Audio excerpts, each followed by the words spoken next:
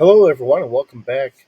Um, I've been kind of missing a couple days. My voice has not been very good. Uh, it kind of keeps cutting out on me a little bit, so we will do the best we can here. Just letting you know. Today we're looking at the Type 6 shuttle. So, getting into some of the smaller ships, the Type 6 shuttlecraft, I believe, was the second or third shuttle that we had seen in Star Trek The Next Generation. Um, looking here at on Daystrom's website, we'll get down to our write up that we have. Now, this is all their speculation. The Type 6 was fielded in the 2360s in order to introduce several modernizations to the shuttle fleet.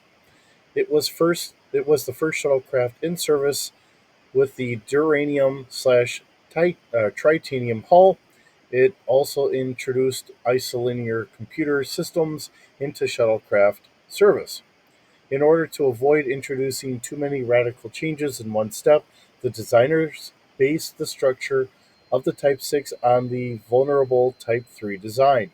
The F section, comprising the impulse engines and other major engineering systems, was identical to the Type 3. The midsection was deleted from the design, and the forward section was heavily modified in order to provide the flight crew with a wider field of view and accommodate a new computer or computing and sensor system. Even so, the forward end had to fit in the existing Type 3 aft end, and so the remaining so there remains a close similarity to the overall form. The Type 6 proved to be quite popular with pilots in service, and many hundreds were produced during the 12-year production run.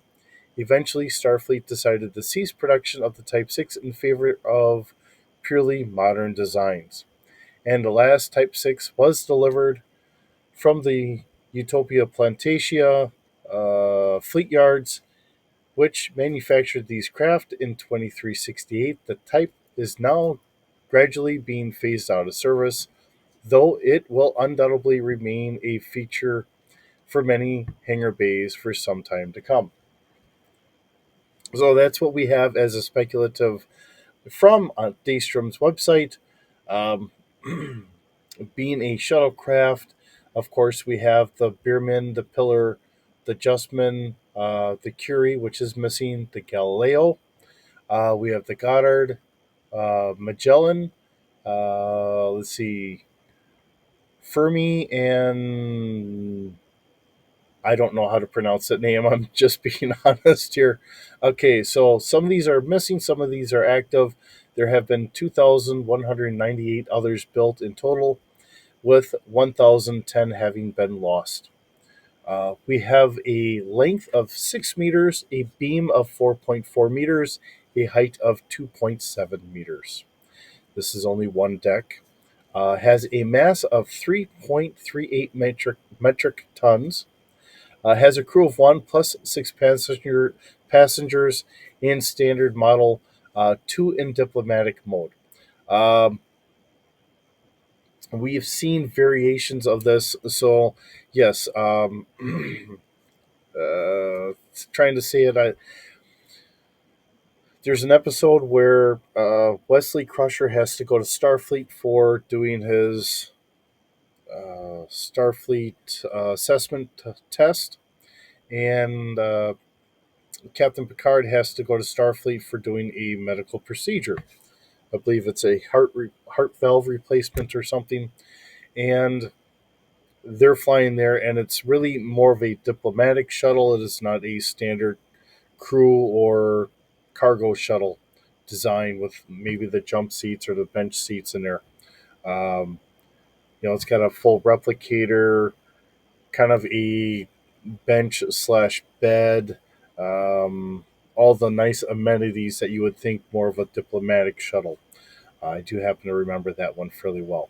So, depending on the use and all that, we have different designs and different layouts. So, that is a very, very big varying degree of what these shuttles are used for. Now, Our defensive systems being listed, we have standard shield system, total of 500 terawatts, if I could say it correctly. We have light duranium slash tritanium single hull, low level structural integrity field. We have a normal cruise of warp 1, a maximum cruise of warp 1.1, and maximum rated for a warp 1.2 for 48 hours. Now, this was one of the nice upgrades that we had gotten. When you look at the Type 3 from the original series, it did not have a warp core or warp drive on it. It was just meant to take off from the ship, land onto the planet, and then come back. Um, we didn't have warp capability on there whatsoever. Now with a micro warp core that was introduced with this, and then later on was expanded a little bit more when we get into our runabouts, we now have warp capability. Now, we have beam firepower being nothing, torpedo firepower being the same thing, which is funny because I do remember later on they had beam and torpedo firepower. Now, these were, I believe, like micro torpedoes, and these were lightly phaser cannons. To what degree, I do not remember offhand. So, when we get to D6 Holocron, we'll see what they add in here, but I do remember that being on there. Um, Weapon range and accuracy is a 5. Shield strength is a 0.19. Hull armor is 3.13. Speed is 1. Combat maneuverability is 23,360. So that's their number for all their strengths and all that. Keep in mind your Galaxy class is a 1,000 rating. Our overall index is a 29. Diplomatic capability is a 2. Expected hull life is 45 years, which some people have mentioned it seems like that's kind of a little far out there. Um, I'll say a yes and a no in some regards.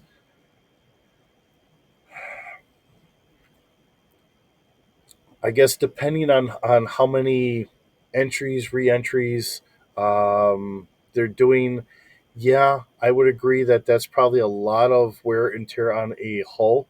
45 years might be a long time on there, but there again, it's also the expected hull life. And if an engineer expects it to be at something, chances are it probably is not. Um, I'm a little biased. I don't run into a lot of engineers that I think know the best, although there are some really good ones out there. But I've been in a factory setting, and normally we get brand new engineers that have book smarts, but they haven't gotten that practical application in yet. So they're still learning. So take that for a grain of salt. And I'm just throwing out there my own ignorance, not saying I've met really good engineers. I've just dealt with people coming right out of college where they've got good theoretical theories, but not the practical theories. So, all right. With that being said, let's get on over to our D6 holocron and see what we have. Okay, so looking at this from our D6 holocron, this is a starfighter scale. We have a length of 6 meters, a beam of 4.4, and a height of 2.7 meters. So I believe that that is the exact same as what we had before. The ship mass is 3.38 metric tons. Trying to remember what we had here from Daystrom. Yep, that's the same number we have there. Okay, ship size is 2. So in creating this, out of a lot of the different game series, having a ship size of 2 or smaller would be a shuttle and something that could actually uh, be kind of, or would be housed inside of a shuttle bay. And when you're making those, you can't exceed that, and that's why we have those size categories. All right, we do have an autopilot of 1D plus 2. Now we have listed here a crew of 2. So in the D6 holocron, they're seeing a crew of 2 with a skeleton of 1 with a plus 5, which isn't overly bad. and we do have room for 6 passengers. Now, this does not give us a cargo capacity. Um, Although, what I would say, because I've seen this done before, and I think we're going to make a little note here. Not something I was thinking, because this is coming straight from D6 Holocron. Um, if there's no passengers, we can carry 1 ton.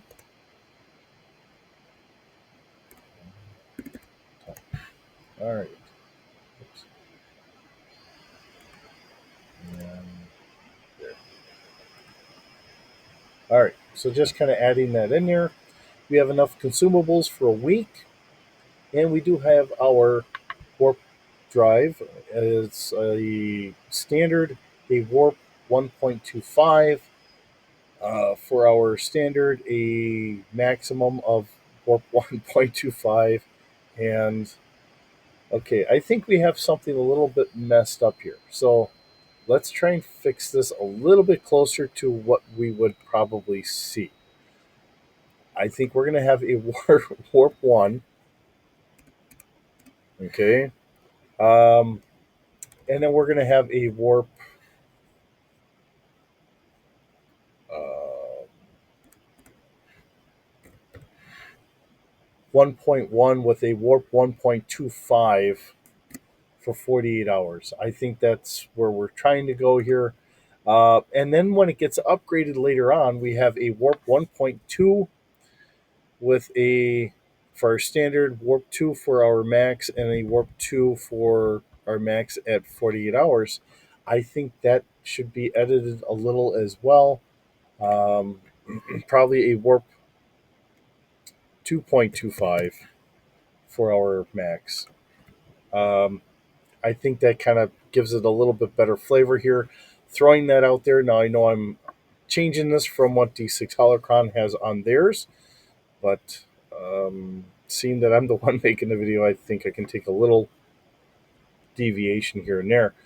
We do have a nav computer, which is very standard for all of our Starfleet or Star Trek vessels. We do have a maneuverability of 2D, has a space speed of 5, an atmospheric speed of 850 kilometers an hour. I had to drink something. I was starting to lose my voice here. Okay, whole strength is 2D plus 1. That's not bad. It's like I said, it's just above our average. We do have a shields of 1D. Now we have passive scanning for our sensors, going out to 3 kilometers at a 0D plus 1 bonus. An active scan going out to 8 kilometers at a 0D plus 2 bonus. An active search going out to 12 kilometers at a 1D plus 1 bonus. And a focus out to 500 meters at a 1D plus 2 bonus.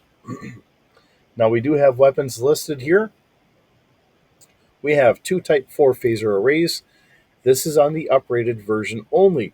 So this would make that distinction here that we did not have on Daystrom Institute's website.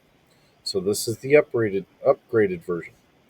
Um, so it's going to be 360-degree forward, port, and starboard.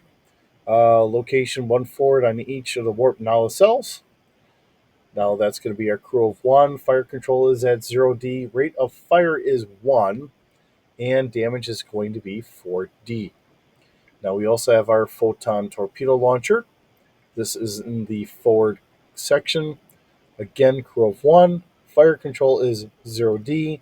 Has a spread of 1. It looks like we have 1 to 3 Type 2 photon torpedoes, depending on how you're doing this. Um, and it has a damage of 10D. Now, the thing I remember is I want to say they had a shuttle going out, launching a probe, and that's why it has the photon torpedo launcher. Yes, it can shoot standard Type 2 photon torpedoes, but more than likely going to be shooting some sort of probe. Just keeping it at that understanding. Now, it doesn't mean that we couldn't arm these as fighters or whatever, but our standard configuration is going to be more scientific for Starfleet. When we look at Starfleet in general, it is more of a science based organization. Yes, they are sometimes heavily leaning on the military kind of arms race kind of side there to try and protect and defend others, but the meat and potatoes, the standard application is quite heavily on science based operations. We do have two class alpha tractor beams, one forward, one aft. These have a fire control of 0D and a strength of 3D for trying to, and this is at starfighter scale, for trying to use this as a tug uh, for whatever various applications we need. This I'm going to say is probably on our uprated version of it with a personal transporter of one, with a capacity for two personnel. Let's see. And the write up that we have here, the Type 6 shuttlecraft was a Starfleet auxiliary vehicle carried by starships and space stations in the 24th century. The Type 6 shuttlecraft was introduced sometime prior to 2364. The design was widespread in Starfleet, with most starships and space stations assigned several of these shuttles. As such, it could be considered the standard shuttle throughout the 2360s and early 2370s. It was a versatile vessel equipped with a warp drive allowing warp travel. The Type 6 could also be equipped with additional systems, including weapons such as the Type 4 phaser emitters or a portable transporter. By 2374, these systems became standard on the shuttle, the Next Generation Outcast, and Voyager Raven. This source comes to us from Memory Alpha, Memory Beta, and the Ship Recognition Manual, Volume 1. So, this is what we have here today. It is one of the funner shuttles. They did make a toy of this, and I did find mine. So at some point, I will have to kind of show that off. Seeing that I'm making a mention of this, I will probably have to try and make a effort here to kind of show it off, maybe on Sundays, uh, kind of my free day. I'll try to see if I can't make a volume or a video on it on Sunday. Hopefully, my voice will be doing a little bit better. Keeps drying out on me, and it just kind of goes to pot. So, thanks for stopping by. It's always wonderful having you stop by and visit. Hope you're having a wonderful day. Hope everyone is staying well, and we will see you in the next video.